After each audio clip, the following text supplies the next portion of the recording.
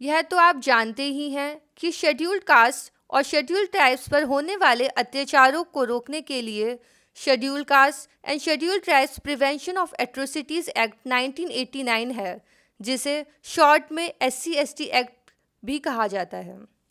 SC/ST act के तहत आने वाले केसेस को डिसाइड करने के लिए स्पेशल कोर्ट्स होती हैं, लेकिन इस एक्ट के तहत एक्सक्लूसिव स्पेशल कोर्ट्स भी होती हैं। क्या आप एक्सक्लूसिव स्पेशल कोर्ट्स के बारे में जानते हैं? आज इस वीडियो के माध्यम से इन स्पेशल कोर्ट्स और एक्सक्लूसिव स्पेशल कोर्ट्स में क्या अंतर है, यह जानेंगे। जब से SC/ST एक्ट लागू हुआ है, तब से इस एक्ट के तहत होने वाले अपराधों के ट्रायल के लिए स्पेशल कोर्ट्स स्पेसिफाई की जाती हैं, लेकिन एक्सक्लूसिव स्पेशल कोर्ट की व्यवस्था SC/ST एक्ट में अमेंडमेंट करके की गई है।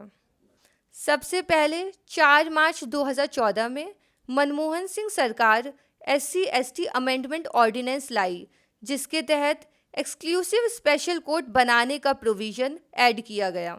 उसके बाद 2015 में मोदी सरकार के समय SC/ST अमेंडमेंट एक्ट 2015 पास किया गया, जिसको 26 जनवरी 2016 से लागू किया गया।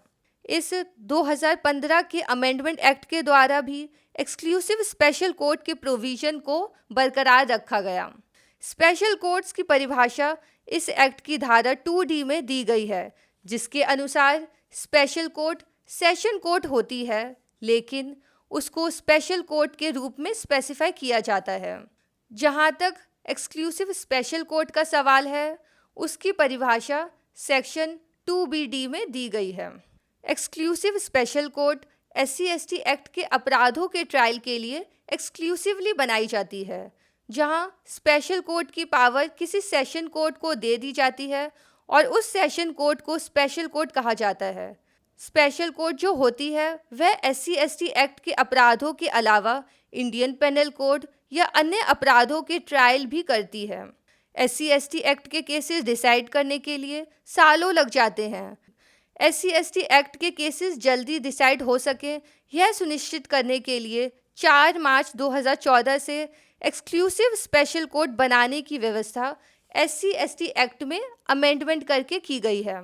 स्पेशल कोर्ट केवल SC/ST एक्ट के केसेस को डिसाइड करने के लिए नहीं बनाई होती है, बल्कि ऐसे अन्य अपराधों के केसेस भी उसमें चलते हैं जिसमें SC/ST एक्ट नहीं लगा होता है।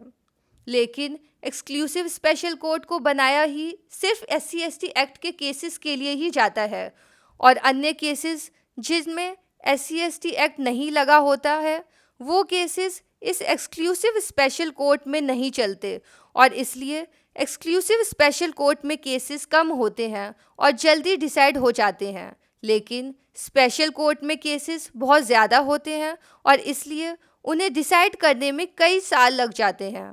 SC/ST एक्ट के केसेस जल्दी डिसाइड हो सके, इसलिए एक्सक्लूसिव स्पेशल कोर्ट की व्यवस्था मार्च 2014 में की गई थी, लेकिन पूरे देश में एक्सक्लूसिव स्पेशल कोर्ट बहुत कम हैं। ज़्यादातर सिर्फ स्पेशल कोर्ट्स हैं, ना कि exclusive special courts. Exclusive special court राज्य सरकार द्वारा बनाई जाती है, लेकिन राज्य सरकार हाई कोर्ट के चीफ जस्टिस की सहमति से ही इन कोर्ट्स को बना सकती है।